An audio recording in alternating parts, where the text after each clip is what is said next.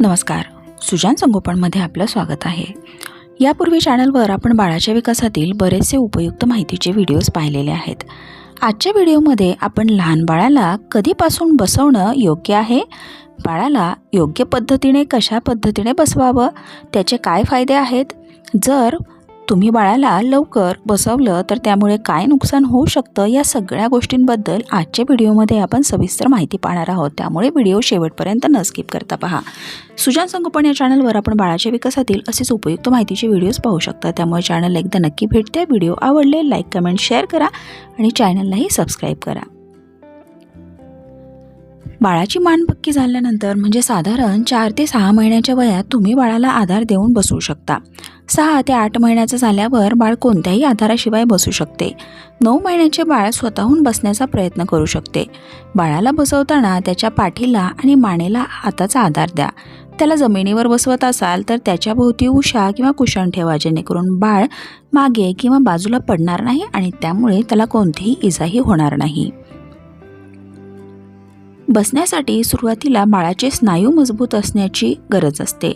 बाळाला दिवसातून काही वेळ पोटावर झोपवा, यालाच आपण टमी टाईम देणं असं म्हणतो। यामुळे त्याची मान, पाठ आणि खांद्याचे स्नायू बळकट होतात। सुरुवातीला बाळाला मांडीवर घेऊन किंवा पाठीला उशांचा आधार देऊन काही मिनिटांसाठी बसवा आणि हळूहळू वेळ वाढवा। बाळाला तुमच्या मांडीवर बसवून त्याची पाठ तुमच्या छातीला टेकवा किंवा त्याला जमिनीवर बसवून त्याच्या पाठीला व बरगड्यांना हलका हात द्या।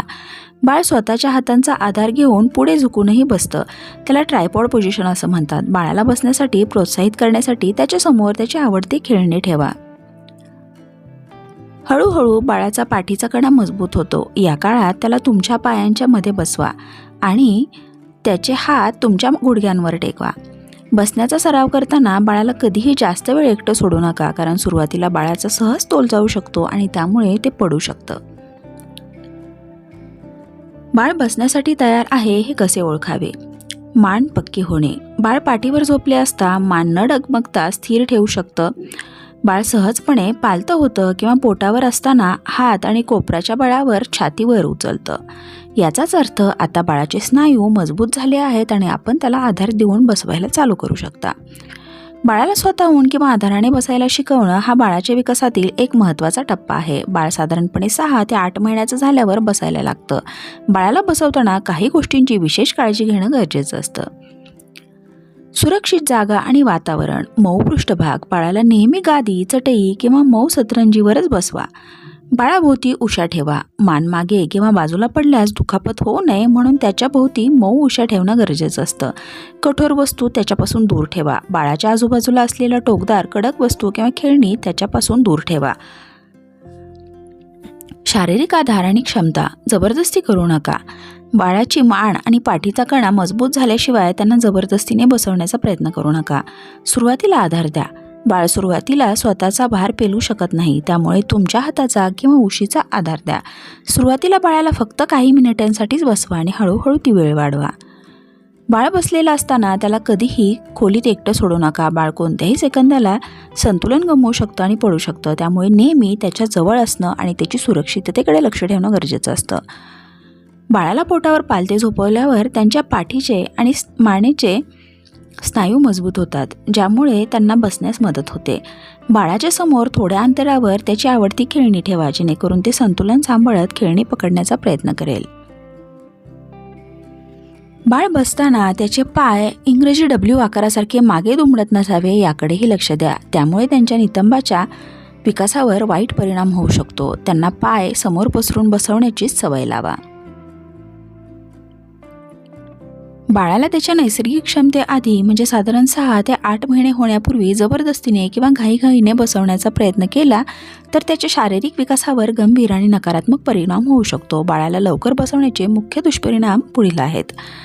पाठीच्या कण्यावर ताण पडतो। बाळाचे स्नायू पूर्णपणे विकसित नसतात। पाठीच्या कण्यावर अतिरिक्त दाब येतो। कण्याला चुकीचा आकारही यामुळे येऊ शकतो।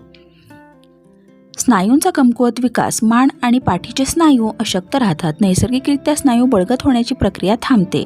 स्नायूंमध्ये वेदना किंवा थकवा येऊ शकतो। मान आणि डोक्याचे नियंत्रण सुटणे। लहान बाळांचे डोके धडाच्या मागे जड असते। मान पूर्णपणे न पेलल्यास डोके पुढे किंवा मागे झुकते, त्यामुळे मानेच्या नसांना दुखापतही होऊ शकते. त्यामुळे बाळाला एकटं आणि कोणतेही सुरक्षितता न बाळगता बसवू नका. इतर शारीरिक टप्पे उशिरा गाठणं, बाळ स्वतःहून पालतं पडणं शिकत नाही, रांगणं आणि सरकणे या क्रिया मागे पडतात. शरीराचा तोल सांभाळण्याची क्षमता कमी होते. अंतर्गत अवयवांवर दाब येण्यामुळे पुढे झुकल्यामुळे पोटावर आणि छातीवर दाब पडतो. यामुळे बाळाला श्वास घेण्यासही त्रास होऊ शकतो. अशा वेळी पचनक्रियेत अडथळा निर्माण होऊन गॅसेस किंवा उलट्याही होऊ शकतात. त्यामुळे बाळाला अगदी कमी वयात जबरदस्तीने बसवण्याचा प्रयत्न करू नका. अशा वेळी पडल्यामुळे दुखापत होण्याचा धोका होतो. बाळ स्वतः तोल सांभाळू शकत नाही. अचानक बाजूला किंवा मागे पडल्याने डोक्याला दुखापत होऊ शकते. बाळ जेव्हा स्वतःहून पलटी होऊन मान वर उचलण्यास करेल, तेव्हा हाताच्या साहाय्याने स्वतःला वर ढकलण्याचा प्रयत्न करेल. तेव्हाच त्याचे शरीर बसण्यासाठी तयार आहे हे लक्षात ठेवा आणि त्यानंतरच बाळाला बसवण्याचा प्रयत्न करा. आशा आहे आजचा व्हिडिओ आपल्याला नक्कीच मदत करणारा ठरला असेल. सुजान संगोपन या चॅनलवर आपण बाळाच्या विकासातील असेच उपयुक्त माहितीचे व्हिडिओज पाहू शकता. त्यामुळे चॅनलला एकदा नक्की भेट द्या. व्हिडिओ आवडले तर लाईक, कमेंट, शेअर करा आणि चॅनललाही नक्की सबस्क्राईब करा. परत भेटूया नवीन आणि उपयुक्त माहितीसह. आजचा व्हिडिओ पाहिल्याबद्दल खूप खूप धन्यवाद.